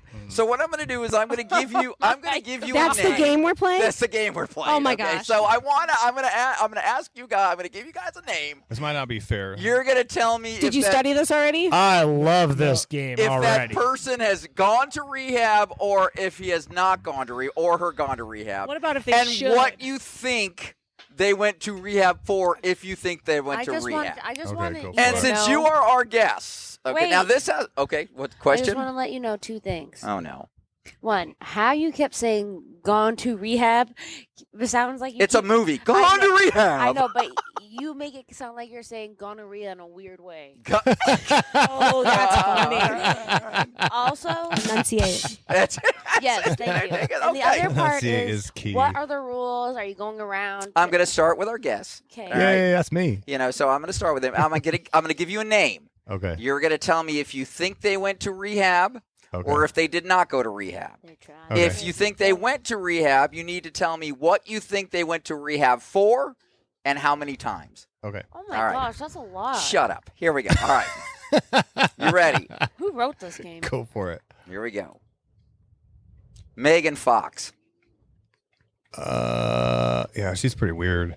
I know the answer. I think definitely she went to rehab. For what? And she probably went to rehab. I would say for like pills or sex. Okay. All right. Oh no! Megan Fox has never drank or done drugs. She's gone What? on record. She has never done either one. Wow, good for So you. she's just She- weird like That is a Like, shocker. She has never done drugs or That is alcohol. a shocker. Dang. He So she's actually just a has weirdo. Just been unique. to rehab for severe body dysmorphia That's and not anorexia. drinking or you're missing the point. Okay. It's you're missing rehab, the point. though. Okay. It's rehab. Quiet, Oh, you yeah. two. I say stop. All Who right, wrote Dave, this are game? you ready? Obviously Yes, sir. him. All right. Benjamin Franklin. What? Was one of the founding fathers and an incredible man. Was he ever to rehab? Was he ever addicted that put him in a position? I was going to say, did they have rehab? Oh, I would say yes. You are correct. Yes, he was addicted to opiates back in the day, and they treated him for it. So you have won one. Okay. Sam, you ready? Yeah. Ernest Hemingway. Oh boy. He definitely should No. have been. No, yes. No. Which one is it? No means yes. Yes. Oh, no. I'll remember that the next date I have. No. No, you're wrong. He went to rehab 15 times. Yeah, that guy. was a Ernest drinker. Hemingway was in rehab A lot 15 of mental different issues. times. Mental, Oh. drinking, Yeah, everything. that guy So, drank a shit. all right. Mental isn't drugs. This or this was drinking. later called the Jerry Garcia All program. right. Are you ready? I don't even know who he is. Good. Ernest Hemingway, the writer. Ernest Hemingway? I know the name. I don't Oh know. my God. Boy. That's boy. awful. I gotta And you- go. I live on yeah, that like, look at the time. Oh my God. All right, are you ready, sir? Yes, sir. Charles, here we go. Jamie Lee Curtis. Ooh, I know this one. I would think yes. Yes. What do you think? You are correct there. What do you think for? I'll say alcohol. Yes. That's what I was She's thinking. been And sober a long time. How many times do you think she went? I'll say 3. More than 3. I'm gonna get. Wow! Holy crap! That was good. Wow. Yeah. Okay. And she's been sober, I'm pretty sure, for like a real long time now. Wow! Holy crap! All right, Andrew, you ready? I'm here. All right. Dane Cook. Yes. No, Really? he has not done drugs or alcohol. He has not. No, Wow. Dane Cook. Dang, he's just so. He's I'm just happy he, you're Weird wrong. people. he is just an awful comedian. Maybe He's just if like he a did real drink bad at and do his drugs, job. he might be better. All right. He should be in rehab for being a terrible comedian. Okay. Yeah. All right. Are you ready? Yeah, go for it. Kendrick Lamar. No. You're right. He has not done. He does not do it. Yes. Okay. Dave. Wait. He doesn't do anything, or he He has hasn't not. gone to He has not. rehab? He has Damn near never killed went. himself, but no, he hasn't No, gone he yet. has not. Okay. So, all right. I didn't answer my question. No, I don't think he's ever partook. Dave. That's what it sounded like. Gene Simmons. Absolutely not. You're Straight right. and narrow. Yeah, I knew you know that he has never done He's drugs. never I knew had that a one. drink and he's Ever. never done a drug. Yes, he has not, and that's why Kiss, the most awful band in the world, is what they are, man. That's what they are. No, that's Okay. because they Hey, came no. last. Now, Gene Simmons has said that the worst thing he could ever do was dishonor his mother, and mothers are very important in the Jewish religion, and he would never let his mom down. Correct. So he has never touched anything. I live under a Although rock. Gene was on a podcast and he did say he accidentally had marijuana brownies. I Had did not sexual have relations sexual with relations her. with her. In fairness, that could happen to anybody. Yeah. I didn't know that guy drugged me. I was young. I needed the money. All right. You ready? Yeah. Paula Abdul. Yes. It was pretty public. Okay. For what? Everything. Okay. How many times? 4. 1. Oh. But 2 out of 3, that's pretty damn good. I'll give you that. Yes. Well, I Paula would say- Abdul. I live under a was- rock because Gene Simmons, you know who I thought it was? live I in thought it was the Iraq. exercise guy. I rock Richard. lumps. My goodness. Oh, you were thinking What's the that other guy's name? Richard Simmons. Thank you. Richard Simmons. Oh, Yes. That guy's goodness. definitely- I live under a rock. No, we're talking about Gene Simmons with the big tongue from Put it Kiss. together All right. after you guys were talking. Charles, are you ready? I We only caught got a up. few more here. Are you ready? Okay. Rock and roll. All right. Frankie Munoz. Can you say his last name again? Muniz, whatever the hell it is. Munoz, whatever. The kid lives in the Munoz. valley, right? Malcolm in the middle, right? Malcolm in the middle. And he lives here, right? I don't know. I think don't he- know that much about He Frank. might. He's a racer, and he likes to race cars. I would say no. You're correct. Never. Yes. So far he's winning. Okay, a few more, and that's You're it. We're giving him done. all the easy ones. Well, I didn't think it was that easy. Okay. Frankie Munoz, an easy one. Stephen King. No, Yes. for alcohol. Are you He kidding put me? Everything. Everything. Stephen He King. put Stephen King, Mushrooms. I- He said everything. a great creative mind, but he's a junkie. Yeah. Why do you think he's so creative? Okay, so we're gonna go Ah, around a there couple more you go. times, and then we're gonna have our closing statements. Okay. All right. Oh, sweet. Sigmund Freud. No. Sigmund Freud had a cocaine issue, and he was in more than once. They said. I'm actually. They had rehabs back then? I guess so. Sigmund Yeah, Freud that's. That's why I said he no, had no. help. So I'm I a- don't know what Okay. he had help. I didn't think there was I'm a Logan rehab on that one. I'm back- surprised. I don't think they had rehabs back in those days. Well, didn't you Okay, have Benjamin Dave, you ready? Franklin? Neither did Yes, sir. Ben Franklin. Right. There was no like Either, rehabs yeah. back in those days. Blake Lively. No. You're right. Shit, you're absolutely right. She has never done drugs or alcohol. So Blake Lively. Okay, we're moving around. Sam, you ready for your last one? Yes. Andre Agassi. No. Yes. Alcohol. Is that the tennis player? No, it was Yes. crystal meth. What?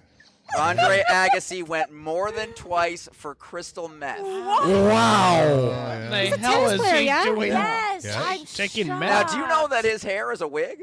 That's meth. Yeah. Yes. he's- So- Yes. Tell. And you don't think he did crystal meth? I mean, geez, come on, Oh. guys. Dear God. He has okay, as come much on. hair as you do. Yeah. Oh, that's methed up. Yeah. Ah.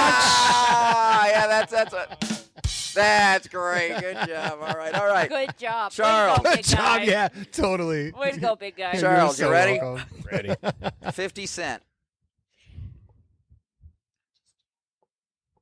Just chill. Shut up over there. I don't know. No. Yeah, you took our point. Boo. Yes, he is. He's never been there. All right. I was right. Okay. All right. Are you ready? Yeah, Last one. here for it. You sure you are? Trying to be. Tim McGraw. Yes, you're right. Multiple times for Yeah. what? Alcohol. Yes, Yeah, that's it. totally. Alcohol. Yes, indeed. I want you guys to know that. And you know what? Wait, I want you to know that when I first moved back to Arizona, I went to Boots at the Park, and that was when he was in Tempe and fell off the stage for being drunk. Yeah. Oh, yeah. Were you at that show? No, I was not at that backward. show. That was. At least I don't think I there. was. I want to Doesn't say I have remember. you on video. We were at that show, Mister. Dude, you would be surprised how many times I had to have someone show me a video. I'm like, you were there. I'm like, oh, I guess looks like I was. Yeah, and I had to That's take it me, to a all lower right. since we were talking about rehab. I had to have a game about rehab and make Yeah. sure that it made it fun. But God, this was I will say this is probably our longest show. I don't think it was in any way boring, but this was fantastic. We're I mean, fantastic. yeah, so let's go around. Last word. What did you learn from tonight, Miss Andrea? Drugs are bad, kids. Yeah, drugs. That's how you're gonna end it. Well, drugs are bad, but greater Alcohol beings- is good. No. Little people are great. Little people are great. Little people are great. No, but the greater being and the power of the mind and will, or however you want to grace it, is better, and I think that's awesome. Nice, Charles. Yeah, I mean, same thing. Just Logan, thanks so much for sharing your story. Thanks, man. Just amazing how you changed your mindset to be able to overcome the addiction. So just congratulations and That's awesome. keep rocking and rolling. Thanks, Awesome. Sam. I'll do And my best. Miss Sam, how you want to end the night? I'm proud of you. Thank you. Congratulations. Worked your ass off. Sam saw me like Literally that May, I think. yeah. I was terrified. A complete Yeah. mess. You, Yeah. I was one of those people you scared. Yeah, I bet. I'm I glad. scared a few people Dave? apparently. Dave, what'd you learn tonight, if anything? Um, I can't mix my alcohol. dang nabbit. Damn it, Bobby. No more Irish car bombs. Just that kind of when Logan was going through hell, and I think it's true with all addiction, is that everybody has to make that personal decision that they're going to stop. And so, but it's going to take help. You have to ask for help. Okay. And it's not a crime to ask for help. It's so hard, right, to ask for help, right, Logan? Yeah, 100%. It's hard to ask for help, but it's the right Dave's thi- reaching out right now. I know. Dave is reaching out. but it's the right thing to do. You That's have to ask right. for help. I'm Mark, and I'm an alcoholic. No, dude, yeah. And Logan, yeah, man. end it. Well, not really. I'm going to end it, but I mean, what? I mean, what if anything? Did you say it's something tonight that you didn't think you'd say, or? No, man. Like when we talked before we went on air, and you're like, hey, if there's anything, a question you don't like, you can say, eh. And I said it then, and I was real serious about it. Like, I don't think there's anything that you can ask me that I wouldn't be open about because,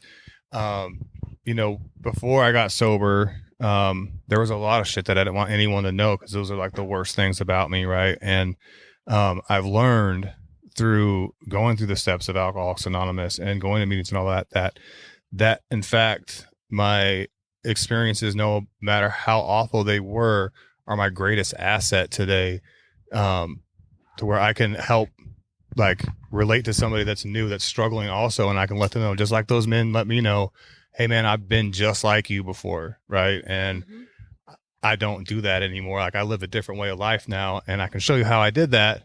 And then, it's up to you.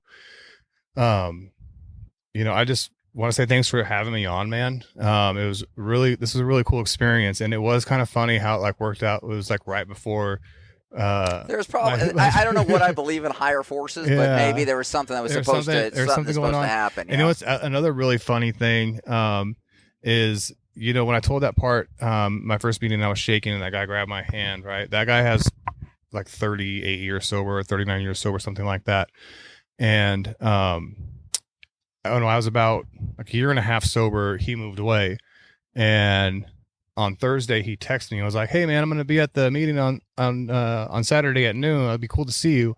So I just went to the noon meeting on today and he was there, that same guy. And I was like, that's so weird that you just happened to show up right around like my sober anniversary. Right. And then to be on your guys' show on that same day, it's just, That's man, awesome. there's been that's a brought story. him. Yeah, that's a story you could tell dude, there's, somebody, man. there's I a think lot so. of similarities of Feels kind of cosmic in a way, doesn't it? Like totally, dude. the forces are aligning. Yeah, and I've experienced a lot of those kind of things like ever since I got sober. When I fully just surrendered to the fact that I am a real alcoholic, that there's not going to ever be a time or a situation or a scenario where I'm going to be able to drink safely again. Like, because I don't have an off switch. Like if I put alcohol in my body, There's no off switch. Like, if I'm going to drink one, I'm going to drink fucking all of them. Right. Like, If one is good, yeah, 20's better. Yeah. And then the next thing you know, someone's saying, do you want to bump? And I'm like, yes, 100%. And then I'm standing,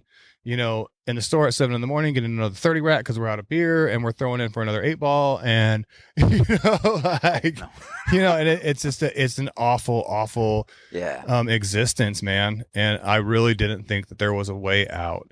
So if anyone out there is struggling, just know that there is. Well, that's what I want. solution. I want you to promote AA. I want you to kind of promote what you got to promote, or what I want you to. I mean, what hell? I want you to do that. We have some real strict guidelines about promotion, so we don't promote. Okay. What about talking to people right now, heart to heart, if they need some help and where they could go? Well, heart to heart, man. If you're struggling, and you find that you can't stop drinking, if you want to, when you think you want to not drink and you can't not drink, just know that there is a solution, and there are people that can help you, and you just got to seek that help out, man. Whether you find it online or find it in therapy. And I know that's stupid, but call us. Just call us, or anything with us. Well, reach out. if Logan, for personal reasons, is afraid to say it, I mean, all you have to do is Google it. There is an AA meeting near you, a lot closer than you probably think. That's all the Multiple time. times, all times of the day. Yeah. All the time. It's amazing when you really look it up. Yeah, there's probably 2,000 meetings a day here in Phoenix, all day long. It's needed. I mean, and starting they're obviously you're proof of success, and you're. For as many maybe negative stories there are out there and everything else, you're an uplifting story that has proved that it's worked and everything else, and that's kind of where I want to go. You've proven that you've been able to. I want you to know that everybody here, if you ever needed anything in the future, we would all drop what we're probably doing to help you in any way. So I don't want you to ever think that you couldn't reach out to anybody in this in this area right now. We would stop what we're doing to help you. Yeah. And if I had known, I know we weren't the greatest of friends, but if I had known you were going through any of that stuff, I think we all probably would have stepped up and said, "Hey, brother, let's talk or do something."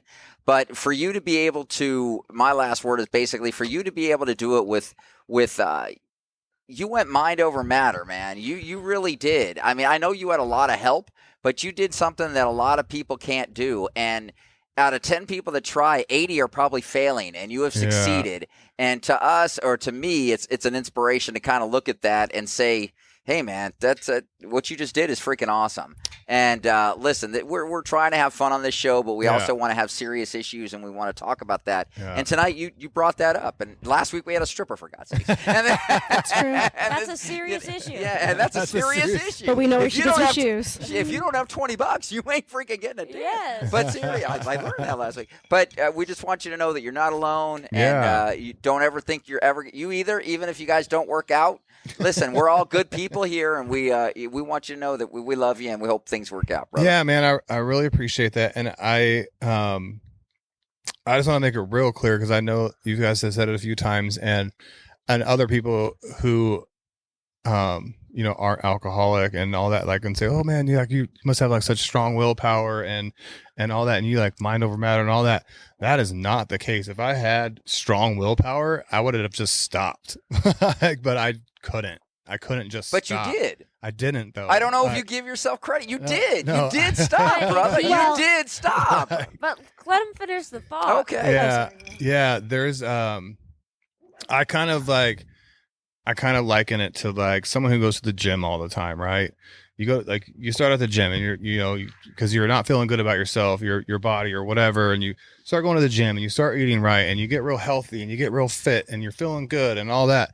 If you stop going to the gym and you stop eating healthy, do you think you're going to stay in that shape? Probably not. Right. And so when I got to the rooms, I'm spiritually bankrupt. I'm emotionally bankrupt. Financially bankrupt. I'm just an absolute mess of a person. So I started doing all these things to start getting healthy in all those areas. So now, in order for me to stay healthy and to continue to grow and get better, I have to keep doing those same things. Like, I still go to meetings.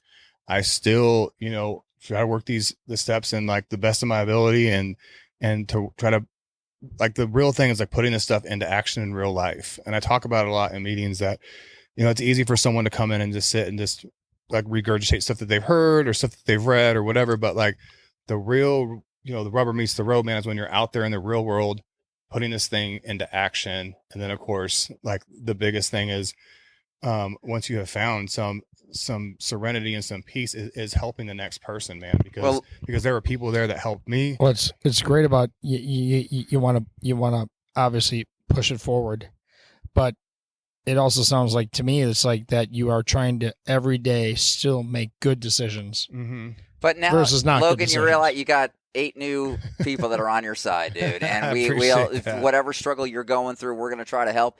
As I smoke and drink in front of you. That's probably not. Maybe I'm lower on your list. But you got to know right now that you got 8 people here that will do whatever you need, and we appreciate you coming on. And thank you so much. And guys, that's I gotta play it. Everybody, you guys were fantastic tonight. This was actually a really great night. The longest show ever, dude. Oh boy. Show ever. You guys rock, everybody. Love you. Good night.